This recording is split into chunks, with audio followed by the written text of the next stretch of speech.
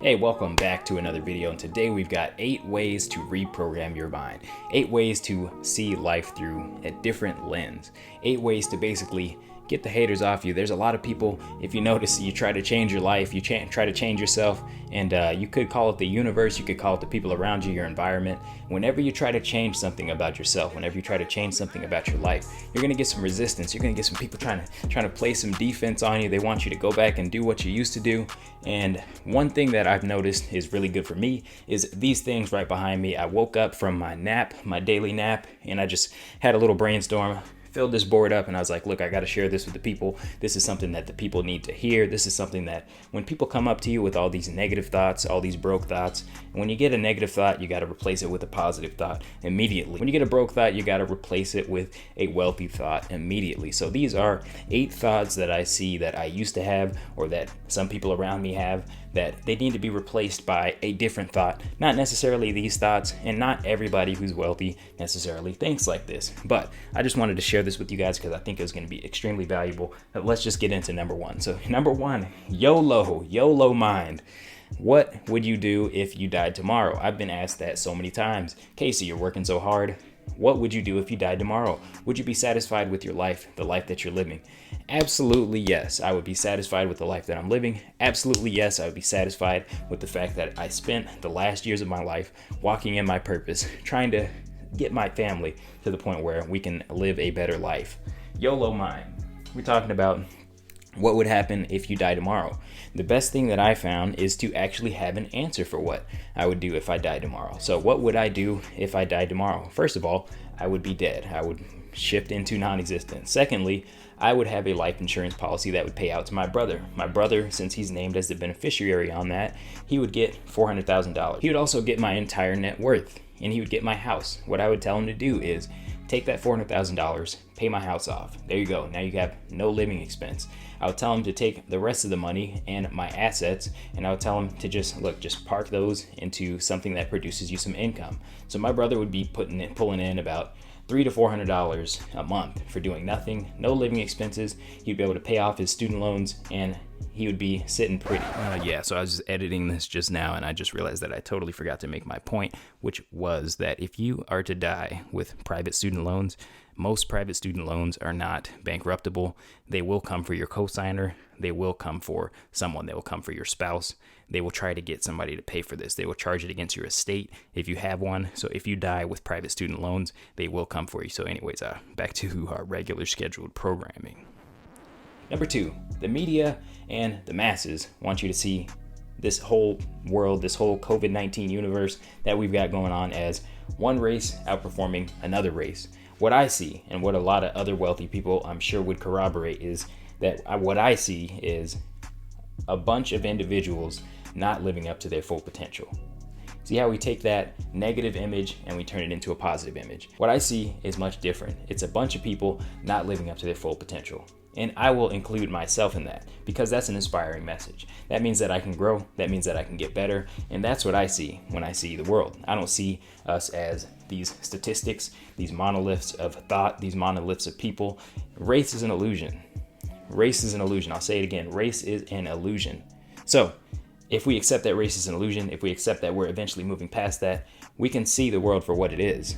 There's a bunch of people that are not living up to their full potential. Number 3 comes from the Strangest Secret video. If you haven't watched that video, go back and watch that. It wasn't an original work. You're gonna see a picture of Earl Nightingale. It's called The Strangest Secret. It is a great video. If you want to see my overall life philosophy in one video, that is basically it. I couldn't have put it any better myself, so I just decided to post a video here on the channel. So anyways, number 3 says, do for others, not for yourself. It is a physical impossibility to do for yourself. In other words, it is a physical impossibility for you to better yourself by deluding others. In other words, it is impossible for you to take from others. That's what people don't understand. It is impossible to take from others sustainably. That's called theft, and it's called confiscation. You cannot confiscate one group's wealth and bring it to another person. The reason why that is because the universe, or whatever you want to call it, karma, it has a memory. If you steal something from me, I'm going to remember you. I'm going to not like you. I'm going to do something negative back to you. It's just a natural law. That is how things work.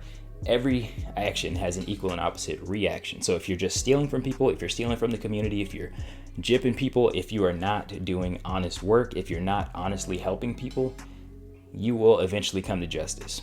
Your justice will be served upon you. The reason why I think that that is so important for people to understand is because you cannot sustainably screw people over. People that are rich, people that are self-made rich, such as Jeff Bezos. I just ordered something on Amazon yesterday. He's providing a valuable service. That valuable service is worth him being one of the wealthiest men in the world.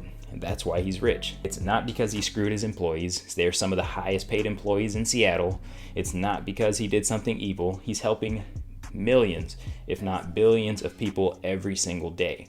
People like Elon Musk, for example. Elon Musk is helping move us towards a more sustainable way of making cars. He's helping us move out of these fossil fuels. Does he deserve to be a billionaire? Does he deserve to have it all in life? I would say so. This guy is doing such a great service, and that's the way I see it. People do great service, they get great things. So number four is just a different way of looking at your money. Rather than looking at how much your money can buy, look at how much of my time does not belong to me. For example, let's say that your house payment is half of your gross pay.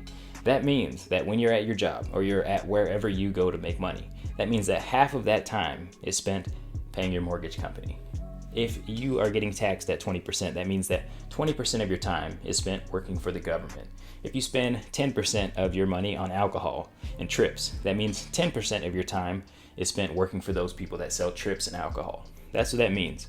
So, number 4, how much of my time does not belong to me? Number 5, they can't cancel you when you're rich. They can't cancel you. Why can't you cancel Kanye? Why can't you cancel Trump? Why can't you cancel Joe Rogan? Because they don't need anything from you. They don't need anything from anybody. When you are rich, you are a global citizen. If they change the laws in one place, then you just move to another place. If they change the taxes in California, then people just move to Texas. People just move to Florida. They cannot cancel the rich. The rich are doing what they want to do because they have freedom, which also ties back into number 4 over here. They can't cancel you because their time belongs to them. Number 6, I'm going to step back for this one, and it is materialism is a vice. And the way that I want to define a vice is something that once adopted makes your life worse, even if and especially if it appears to make your life better. I've got some examples down here, such as drinking, smoking, overspending, eating the wrong types of foods and the wrong amounts of foods. Expecting to get something for nothing, or in other words, confiscation, as we talked about earlier, is a vice. It is something that once you expect it, you're into things like gambling, you're into things like day trading, and you're trying to do things like stealing, you're doing things like begging. Expecting something for nothing is a vice because it is a habit that once adopted, it makes your life worse, even if it initially appears to make your life better. Overindulgence in sex. Things like overindulgence in sex, now you're distracted. Now you're not going towards that purpose that you may or may not have had in life. Things like eating the wrong types of food. Now you're getting diseases that you don't need to get. You're getting diabetes, you're getting hypertension, you're getting things that you don't need to get. Overspending. If you overspend, you spend more than you make. Even if you start out rich, you will end up broke. Look at Dan Bilzerian. I don't know if you guys know who that is out there. He was basically a multi-million-dollar trust fund baby, and he spent all his money. So if you're overspending, that is a vice. If you are smoking, that is a vice. You're going to end up with lung cancer. Drinking, once again, cirrhosis of the liver. That's going to make you have hangovers. The only way to get rid of your hangovers is to drink more. Things like drugs. Anyways, I think we beat that over the head. Number 7, having a lot of money is your birthright. So if you, assuming you live in a developed nation, having a lot of money is your birthright, and only you can take your birthright away from yourself. Only you can take your birthright away from yourself through your mindset and through convincing yourself that it is not your birthright, through convincing yourself that it is not a good thing for you to have money. And I think number 8 down here is having money is a moral obligation if you consider yourself a good person. Because think about it.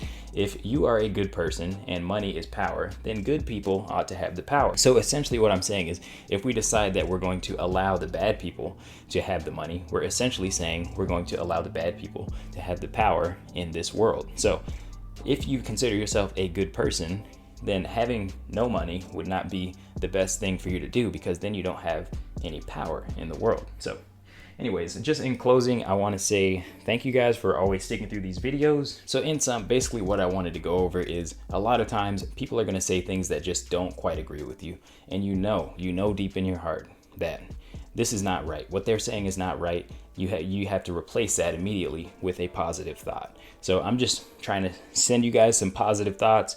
Hopefully you guys will be able to use some of these in your daily life. And if you guys want to support the channel, please do hit the like button, share the videos, hit the links down below because there's over $200 to be made down there. Make sure you guys subscribe if you haven't already, and I'll see you guys in the next video. That boy is Benny Hanna.